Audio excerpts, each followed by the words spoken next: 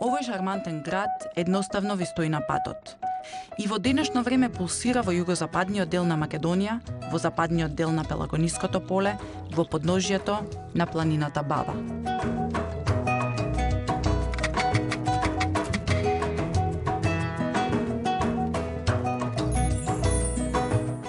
Битола се наоѓа на само 15 километри оддалеченост од границата со Грција. На 180 километри оддалеченост од главниот град Скопје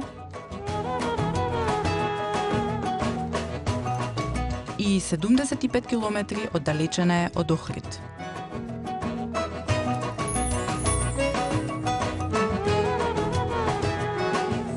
Прошетка по Широксокак е одличен начин да ја запознаете, да ја почувствувате Битола. Пријатниот ветер кој се спушта од Баба планина, насмеаните лица и ритмот на корзото од Саат Кула до Тумбе кафе е вистинско добре дојде во Битола. Прошетката низ Битола е една од најдобрите работи кои може да ги направите и воедно најдобриот начин вистински да ја запознаете Битола. Во Битола секогаш може да се послужите со градскиот автобус кој ќе ве однесе на прошетка низ целиот град. Цената на билетот е 30 денари. Или би можеле да земете такси, кој исто така е релативно ефтино и во зависност од оддалеченоста би ве чинило од 60 до 120 денари. Ако сакате да научите повеќе за градот, неговата култура и историја, може да изнајмите туристички водич во туристичкиот центар или во некоја од локалните туристички агенции. А тоа ќе ве чини 1200 денари од ден. Да научите за почетоците на Битола, прва дестинација како што е редот треба да ви биде Хераклеја Линкестис. Штом го направиш првиот чекор низ тесните улички на Хераклеја, под твоите нозе ќе се распостели историјата и минатото. Хераклеја Линкестис, еден од најзначајните антички градови во земјава и пошироко. Говори за една култура и една цивилизација која токму овде се вгнездила уште во 4. век пред нашата ера.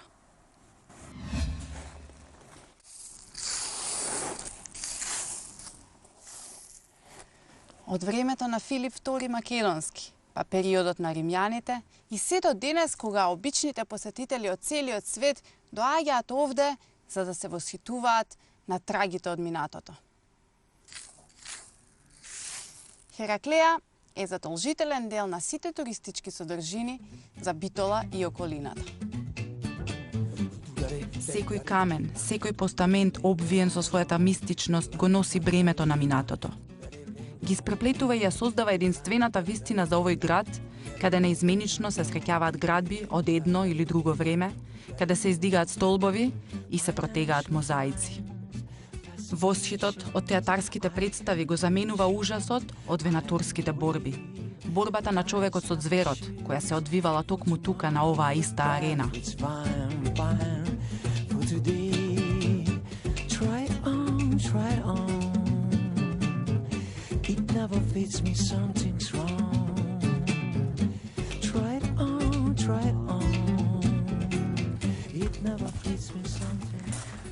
Да. Аница, како функционирал во античко време овој театар, се прашувам? Театарот во Хераклеја нема дилема дека е една од најмаркантните градби и функционирал онака како што функционирале сите театри во Македонија. Но многу е важно да кажеме како е создаден театарот. Театарот е изграден во еден здив во 2. век од нашата ера за време на големиот император Хадриан. И тоа е направен по строгите закони, по строгите канони на најголемиот император Витруви. Значи, се она што се гледа е до совршенство метната во самата архитектура на театарот. Дознаваме и како влегувале самите посетители, така да секоја општина си имала свој седиште и владел безпрекорен ред при самите представи. И целиот антички град Хераклеја всушност е граден во неколку фази, во неколку периоди. Значи, како ги делите тие два периода кои што ги имате истражено? Она што денес е видливо на терен, тоа припаѓа на римското владење во овие краеви и ранохристијанскиот период.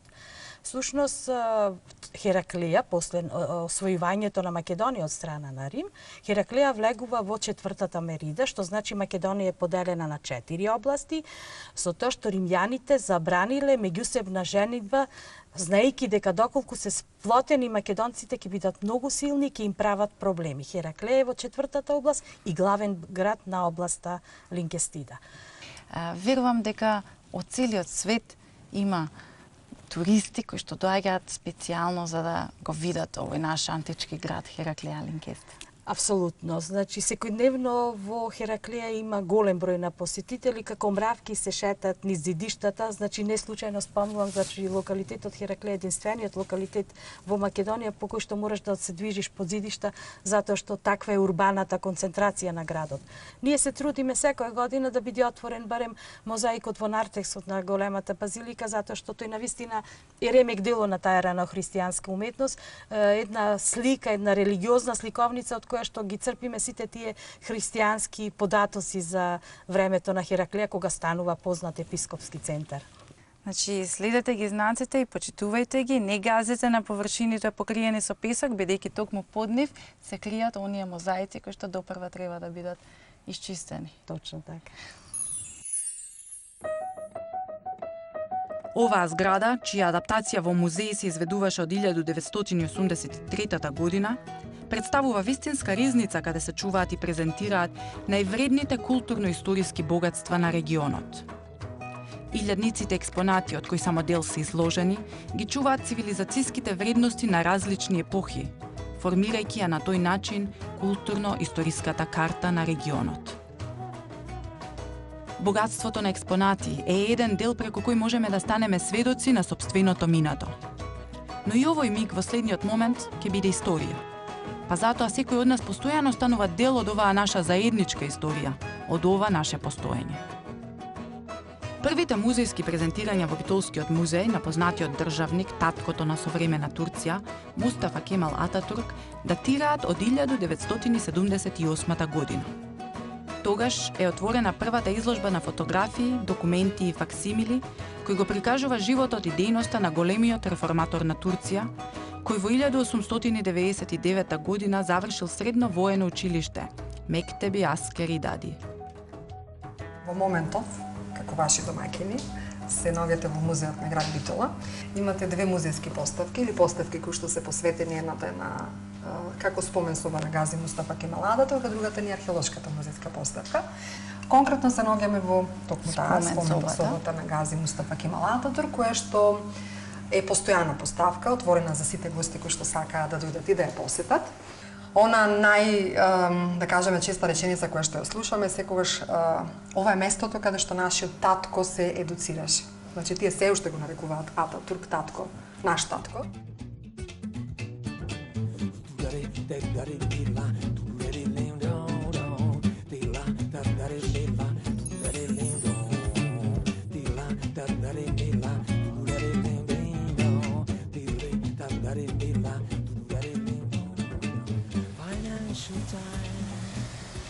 Тоше, пријатно е да се биде во Битола, да се прошета, луѓето се пријатни, убаво ви е, средено ви плоштадчето и градот е полн. Градот е полн, можам да видам.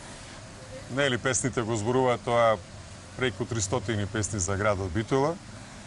А кај да одиш Битола да се вратиш, ние битолчани сме некако со некоја папочна врска врзани за својот град. Многу сме носталгични, многу го сакаме, не сакаме лесно да заминеме, иако имаме голем број на печалбари надвор, многу и остануваат тука, сакаат перспективата да ја најдат овдека. А како е вашата идеја за промоција на туризмот, за поттикнување на туристите кои доаѓаат во Битола?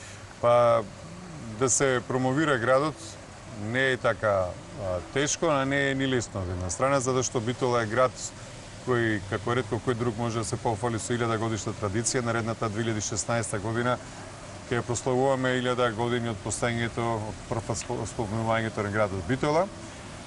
Град со богата културна и историска традиција и споменици, архитектура, меѓутоа и прекрасни природни убавини, планината Баба и Пелистер. Движејќи се по оваа улица, мислите дека на крајот ве чека некоја море. и уште повеќе забава. Меѓутоа, овој широк сокак има големо значење на прекрасно место. Корзо, кое другите градови и го немат или не е толку големо. Сега, можеме прошата што Може, да ги видиме овие именици.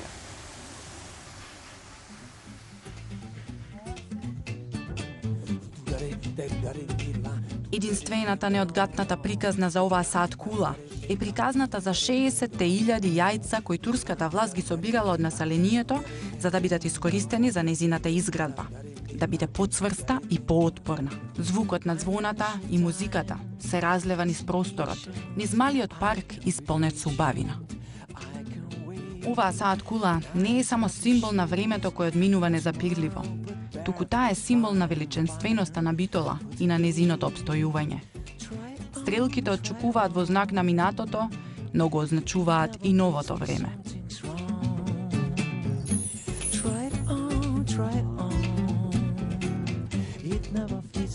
Старата битолска чаршија, која некогаш во себе имала 900 дуќани, денес можеби во поинаков ритам од порано, но сепак представува еден културно-историски споменик и автентичен дел на градот.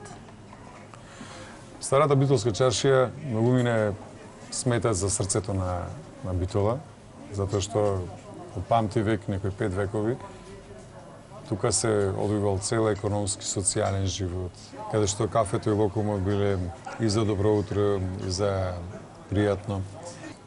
И образот бил многу битен и начинот однесување што зборува нели за луѓето кои живееле овдека.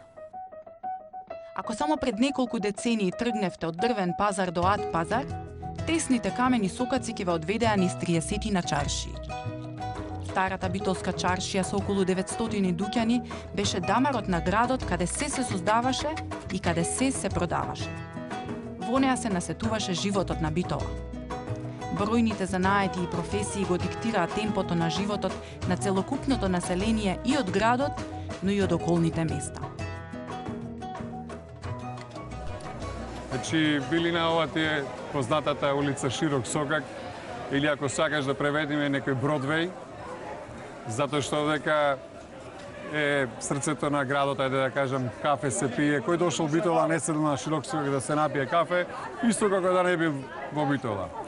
Затоа што пиејќи кафе, прво ќе уживате во кафето, ќе се релаксирате, ќе се загледате во преубавата архитектура, ќе видите католичката катедрала, инаку Битола била позната како Иерусалим на истокот, затоа што тука на 100 метра се Свети Димитрија, католичката катедрала, била синагогата, еве ги џамите и живееле тука во една хармонија повеќе конфесии, значи различни, се почитувале ни со други меѓусебно и по тоа е позната Битола.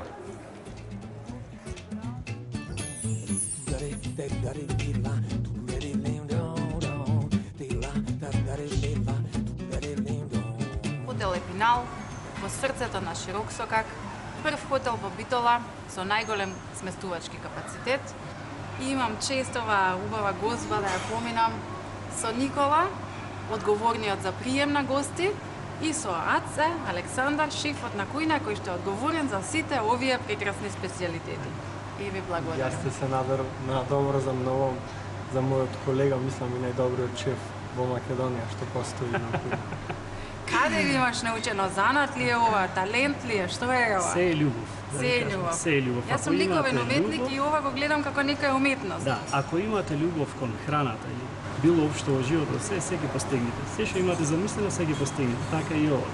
Ова може со раце да се? Да, слободно со раце. It never fits me, something's wrong. Try it on. It never fits me, something wrong. Financial times, fascinations. I can be patient, I can wait. Каде, ако не во Битола, направени се првите кадри со филмска камера. Браќата Милтон, Манаки и Јанаки биле првите македонски филмаджии. Манаки е имал честа да биде првиот филмски снимател на Балканот. Златна палма во Кан, златна мечка во Берлин, златен лав во Венеција и златна камера 300 во Битола. Филмскиот фестивал Браќа Манаки е одлична промоција на Битола во светот. Режисери, сниматели, актери од целиот свет доаѓаат овде за фестивалот, а вечерва некој од нив ќе си ја добија и златната камера 300.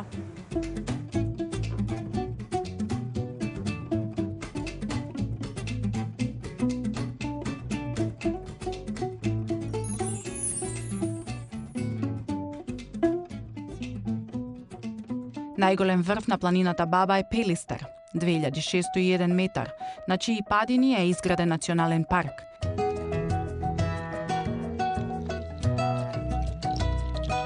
Пейзажот и бројните реткости, почнувајќи од балканскиот ендемит борот Молика, камените реки, цирковите и двете глацијални езера, се само некои од причините поради кои оваа преубава планина е прогласена за прв национален парк во Република Македонија уште во 1948 година.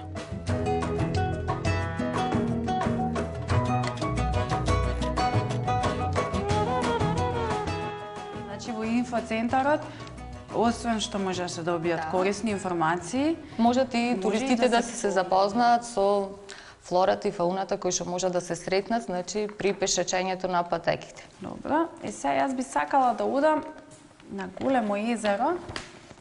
Сега вака, моментално ние се наоѓаме на оваа точка овде, значи имаш неколку пристапи до големо езеро.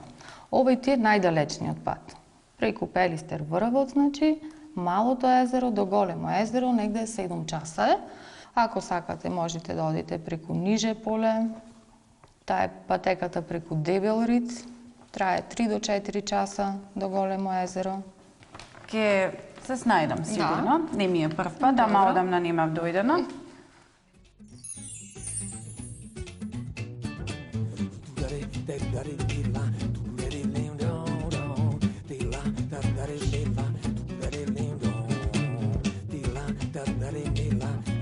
Обкружена со чист воздух во оваа Моликова шума, најдов на плочата на Август Гризеба, австрийски ботаничар кој во далечната 1839 година ја пронаоѓа моликата која царува овде на Пелистер. Можеме да ја сретнеме во пониските делови на планината, додека во повисоките се менува вегетацијата и таа е поретка. Благодарение на моликата, Пелистер станува прв национален парк прогласен во нашата земја. Дури една од легендите за името Пелистер е 5 листа за Пелистер. Тоа е моликата, специфичен петоигличен бор. I can be patient, I can wait. Nice copy shoes for tomorrow, but barefoot's fine, fine for today. По макадамски пат од околу 18 километри се стигнува до врвот на Пелистер, 2601 метар, трет врв по висина во Македонија. Try it on. It never fits me, something's wrong. Try it on. It never fits me, something's wrong.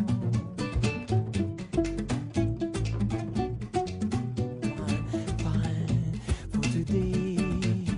Try it on. It never fits me, something's wrong. Try it on. It never fits me, something's wrong.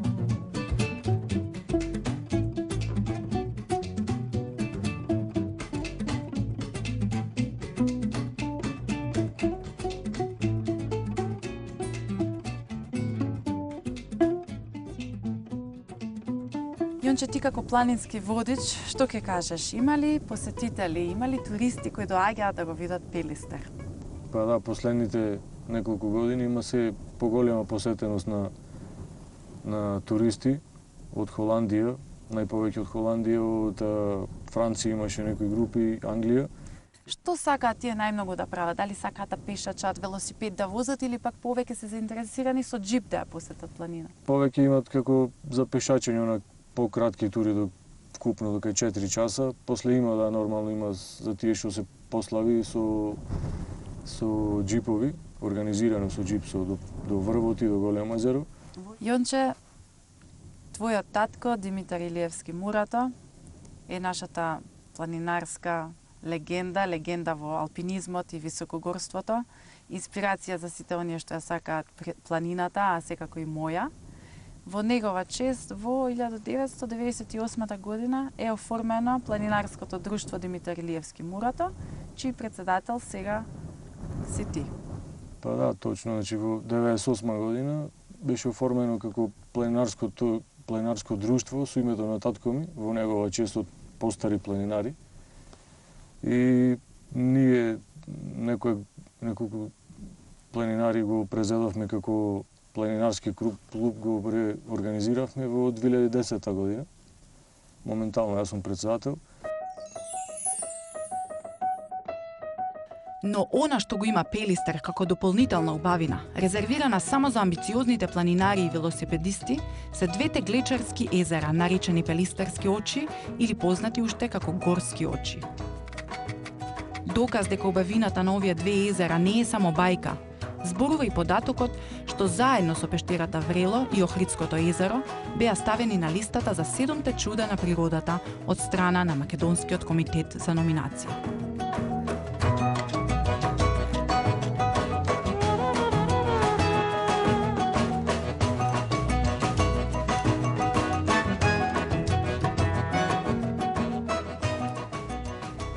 Гледам и маичкиве топви се.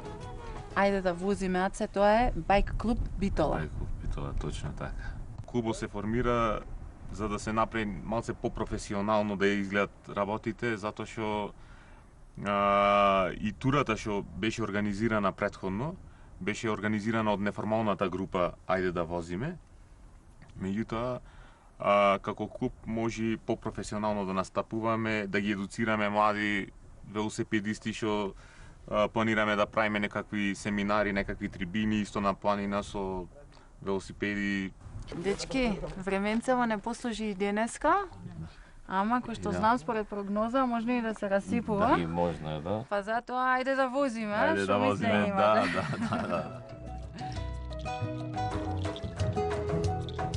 На Големо езеро се наоѓа планинарскиот дом, кој го носи името во чест на првиот македонец што се искачи на Монт Еверест на 10 мај 1989 година, Димитар Илиевски Мурато.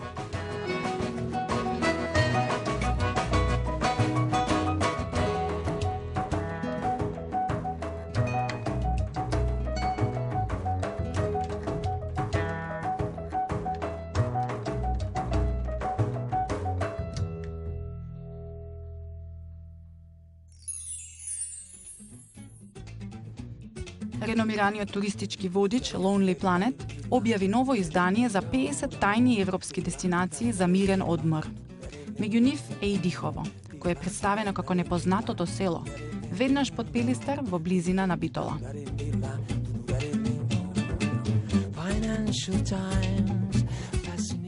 Yeah, you can taste our local cheese, the half-beaten Macedonian cheese, with the bread for neutralize your sensor for the moon.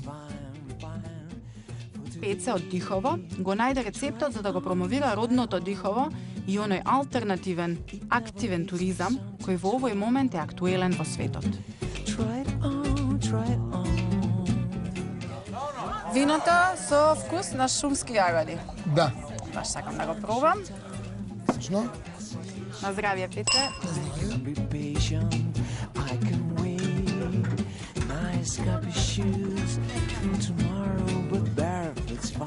Дихово. Старо село во подножието на Пелистер, освежено со нови содржини. Преубав пример за селски туризам. На здравје. Градскиот живот пулсира низ добро познатиот широк сокак, преку старата чаршија, до прекрасните и мистериозни пејзажи што се протегаат во околината.